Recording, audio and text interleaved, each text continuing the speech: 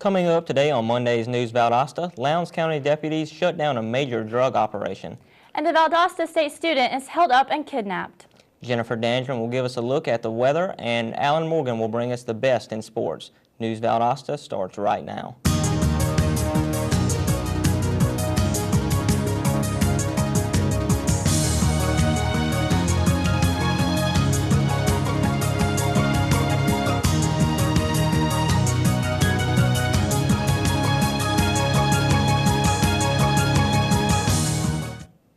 Welcome to News Valdosta. I'm Chris Jones.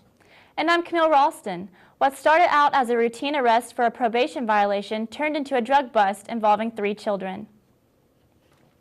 Lowndes County deputies expecting to make an arrest for a probation violation got more than they bargained for Thursday night. Deputies say that when they went to the Vienna Church Road home to arrest Dwayne Howell, they were surprised to find an operating methamphetamine lab. Just as surprising, 3 small children were found inside the home as well. Deputies say the children did not live at the home. County officials removed the children from the residence and turned them over to their mother, who was not found at the scene. While searching the site, investigators say they found undisclosed quantity of meth. They also found bagged methamphetamine on the person of Cornelius Howell. Digital scales for weighing the finished meth product also were found, along with a small amount of marijuana. Specifically trained sheriff's investigators later dismantled the drug lab. Among the 4 men arrested at the lab and taken to Lowndes County Jail were Cornelius and Dwayne Howell, both 30 years old and living on Christopher Lane in Valdosta, 37-year-old Michael Antonio Reed of Norman Hall Road in Valdosta, and 40-year-old Tavarius Kirk of Upper New Bethel Road in Ray City. Identical charges were filed against all of the 4 men. Among them, manufacturing methamphetamine, possession of amphetamine with the intent to distribute, manufacturing methamphetamine in the presence of children, and violation of probation. Valdosta police are continuing their search today for 2 men wanted in connection with an armed robbery, burglary, and kidnapping near Valdosta University Thursday night. A student at the school told police he was in the 1500 block of North Patterson walking home when 2 men approached him with a gun. The student said the 2 men pointed a handgun at him and asked him for money at about 11:15. But when they learned he didn't have money on him, they allegedly forced him to take them to his home in the 400 block of Mary Street. Police reports say that once there, the 2 men then robbed the apartment at gunpoint. One of the men then left with the stolen items, while the other made the student go to the campus ATM machine, withdraw his money, and hand it over. Responding police officers say they searched the area, but the 2 men couldn't find them. The case was investigated by detectives from the police department's Persons Crime Unit, along with a crime scene technician and other officers from Valdosta State Police Department. But as officers conducted their search, they found another man who said 2 men tried to rob him at gunpoint about an hour earlier. He managed to get away without losing anything, but his description of the men led police to think the same people robbed the student. The kidnappers were described as tall, slender African Americans.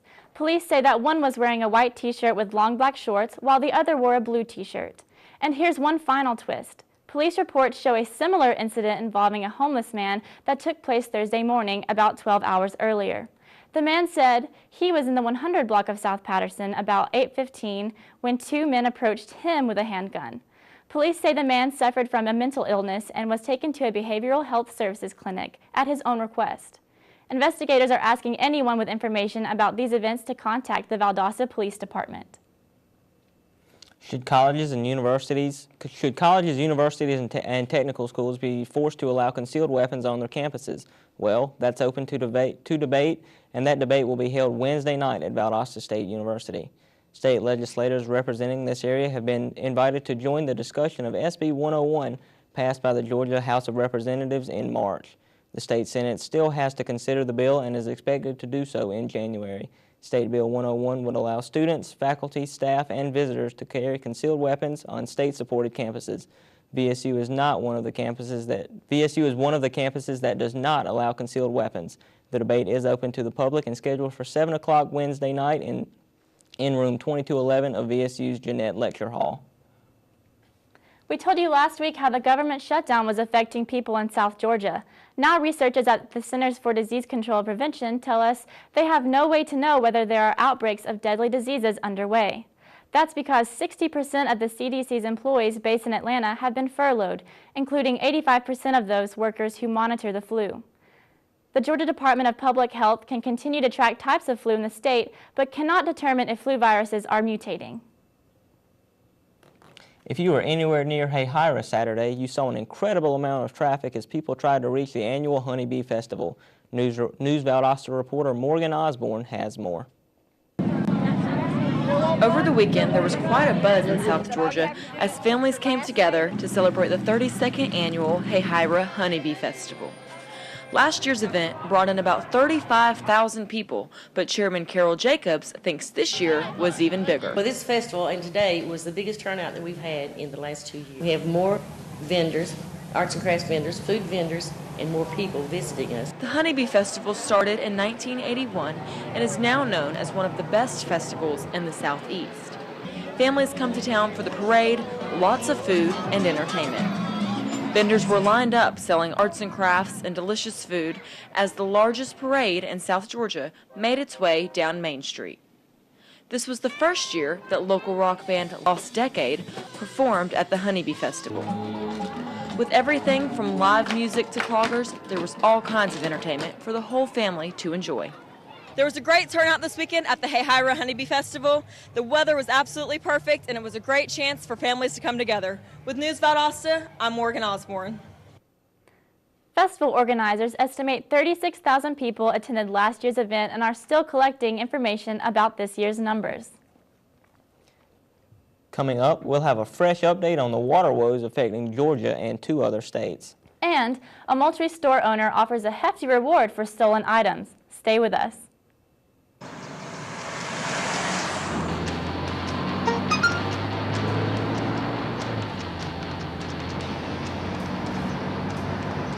The average text takes your eyes off the road for nearly 5 seconds.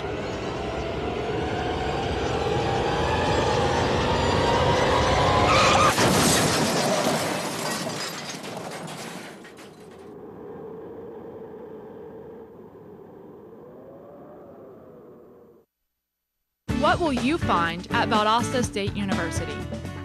Challenging academics. Innovative hands-on experience. Over 100 fields of study. Engagement in a vibrant community. Caring mentors and friends. Service and leadership opportunities. Championship athletics. The full university experience. At Valdosta State University. Welcome back to News Valdosta. Georgia, Florida, and Alabama have argued for decades about who should get how much water that flows among the 3 states. Now the finger pointing has gone a step further. Georgia has responded to a lawsuit filed by Florida last week over water resources shared by the 2 states. Florida claims Georgia is using more than it should of the water to irrigate farmland instead of allowing it to flow into the Florida Panhandle and the Gulf of Mexico. Florida Governor Rick Scott says Georgia's diversion of his state's fair share of water is responsible for the declining oyster business of the Gulf Coast. But now a spokesman for Georgia's governor says the lawsuit not only is frivolous, but was filed to hide Florida's mismanagement of the Apalachicola Bay. Spokesman Brian Robinson says Florida actually is receiving historically high volumes of water for this year. Florida wants the U.S. Supreme Court to hear the case and to cut back the amount of flowing water Georgia can use. Farmers are allowed to irrigate about 700,000 acres of land in Georgia, almost all of it in the lower third of the state. A Moultrie pawn shop owner is offering $1,000 for information leading to the arrest of 4 people who robbed his store late last month. The shop owner says an estimated $15,000 in firearms and jewelry were stolen during the break-in. According to Moultrie police, 4 people wearing dark ski masks smashed the front glass of American Pawn in the 1200 block of First Avenue. Surveillance video of the break-in showed the 4 intruders breaking into 6 showcases. 5 brand new assault rifles and 24 handguns were stolen from the store, including a still undetermined number of jewelry items. Police say the thieves were so well covered up, it is impossible to determine the race or gender from the video. Albany officials are promising to make you famous if you're caught trashing their town. Mayor Dorothy Hubbard says the city is declaring outright war on the litter bugs. If you drop a paper cup or toss a cigarette butt from a car window, Hubbard and police officials say you could receive not only a ticket and a $1,500 fine, but also lots of publicity as a famous lawbreaker. City leaders plan to distribute photographs of accused litterers to news media on their trial dates and to identify repeat offenders. Albany already has completed a year-long anti-litter education and cleanup campaign. Moultrie police say they expect to make some arrests soon after finding cocaine and marijuana in a home during a domestic dispute. Officers responded to a call by 26-year-old Felicia Jones, who said a man she knew had hit her in the face and choked her. During that investigation, officers reportedly saw drugs in the home and then got a search warrant. The search warrant led to the discovery of about half an ounce of cocaine and more than a pound of pot. Moultrie police say they're waiting to process the evidence before filing charges. Up next on News Valdosta, eligible voters can still register, but time is running out. Then, Jennifer Dandron will give us a look at the weather, and Alan Morgan will bring us the best in sports. All this and more when we come back, so stay with us.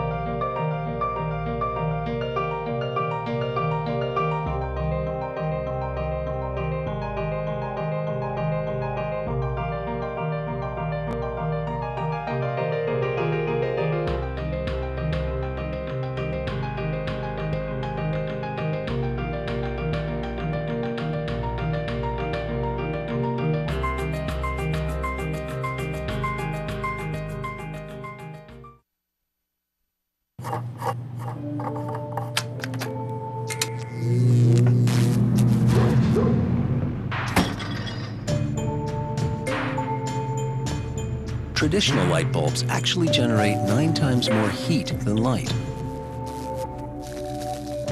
Switch to Energy Star light bulbs, and you'll realize just how much cash you are really burning through. Saving energy saves you money. Learn more at energysavers.gov. Welcome back to News Valdosta. Are you ready for next month's local elections? There are lots of candidates and issues to consider before you cast your ballots, but the first step is registering. It's that time of year again. Yes, voter registration already is underway, but time is running out. All voter registration will cease on Monday, November 5th. Anyone wishing to participate in the election are asked to register by then. Registration forms can be found at your public library, local election office, or online. Citizens planning on mailing in their registration must have it postmarked by Monday the 5th. 42 Valdosta Early College Academy students embarked on a 5-day trip to our nation's capital, but were met with disappointment. One student described the district as a ghost town. In addition to the vacant streets, a majority of the museums, memorials, and parks were shut down, much like the government. Prior to the government shutdown on Tuesday, the students were able to visit the Lincoln Memorial as well as the Vietnam and Korean War memorials. Through the dissatisfaction, VECA students still return with an experience to share with upcoming peers waiting for their turn again next year. Well, let's turn to the weather for a look at. Let's turn to Jennifer Dandron for a look at the weather. Jennifer? Thanks, Chris. Looking at today's weather, make sure to put on your rain boots because we're expecting some showers throughout the day. Those dreary skies should clear up by late afternoon, though. The high for today is 85 degrees, which is cooler than what we have been seeing, but warmer than the average October temperatures. As we move on into the night, it'll be partly cloudy with a low of 60 degrees. The humidity will be at about 82%, so ladies, if you're going out tonight, make sure to have some anti-frizz spray on hand. Sunset is scheduled for 7:11. Tuesday will also be about the same as today with a high of 80 degrees and a low of 60. It'll be partly cloudy with a 20% chance of rain throughout the day. Sunrise will occur at approximately 7:32 a.m. and sunset around 7:10 p.m. As per usual, the UV index is at a level of high, but unlike the normal 8 and 9s we've been seeing, we're only at a 6 for the day. But just because it's only at a 6 doesn't mean you're not at risk for skin damage. If you're outside for 15 minutes or longer, make sure to apply sunscreen to protect your skin and wear sunglasses to protect your eyes. Finally, some relief for our allergy sufferers thanks to the intermittent showers we've been having. The pollen level is at a low. The predominant pollens are ragweed and chenopod, so if you have specific allergies to these pollens, make sure to have some allergy relief aid handy. That's your weather forecast. Back to you at the news desk. Coming up next, News Valdosta sports anchor Alan Morgan looks at Friday night's Lowndes County High School football game. Don't go away.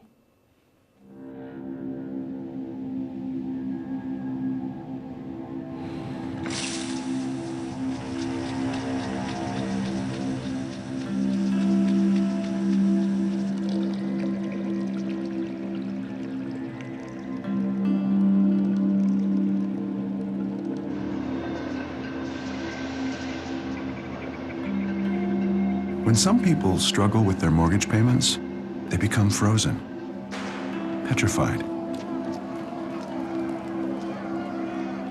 Not knowing what to do, they do nothing.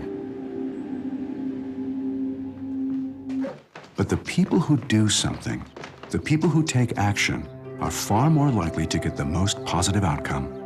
Making home affordable is a free government program. Call now to talk one-on-one with a housing expert about the options that are right for you. Real help, real answers, right now. I got my MBA online at VSU.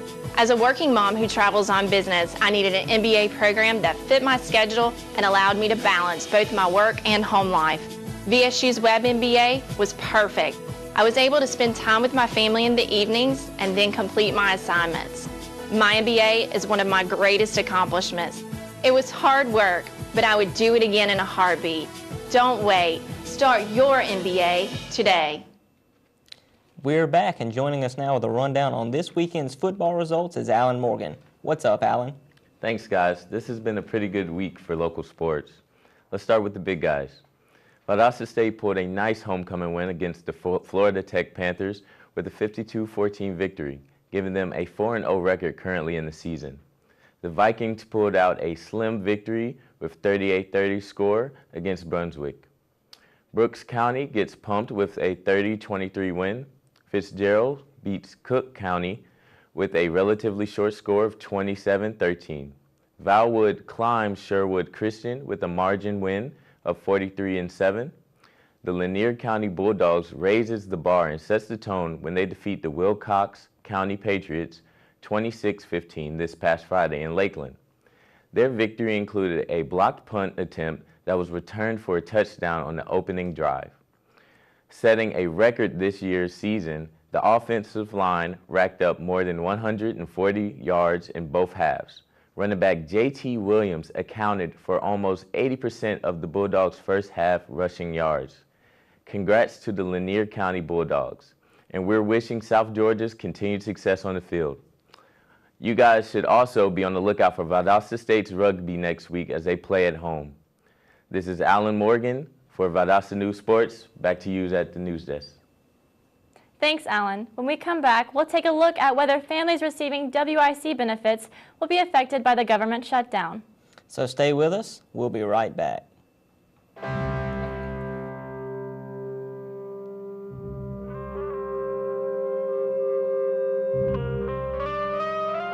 7,000 high school students drop out every school day. That's a line of desks more than 4 miles long. We can keep students in school. Visit boostup.org and take the first step.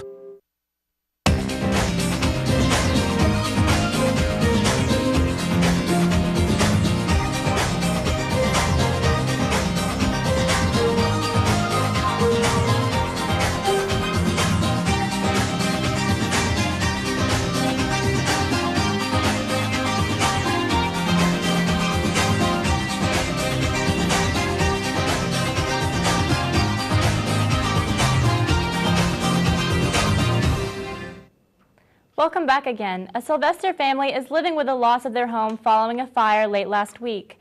The family of 3 lived in a wooden home in Worth County. They are now staying in a hotel until they can find a new home. Officials suggest that the previously installed washer-dryer unit is what caused the fire. Unfortunately, the home's old wiring could not sustain the electrical output of the new unit. Fire officials recommend high-efficiency washer dryers, along with having your home's wiring and smoke detector inspected yearly. The Department of Public Health says it is doing all it can to ensure that walk-in clinics remain open during the government shutdown. Effective since October 3rd, WIC vouchers will be issued in 1-month increments for 3-month periods. This method will aid in managing the WIC program. Recipients are encouraged to keep their previous appointments. However, the vouchers can be redeemed after the date printed on each one. Other available resources include food banks, and certain families can qualify for SNAP benefits as well. There are over 200 WIC locations in Georgia. For more information, contact your local WIC clinic. Thanks for watching News Valdosta. I'm Chris Jones. And I'm Camille Ralston. Have a great day. We'll see you next time.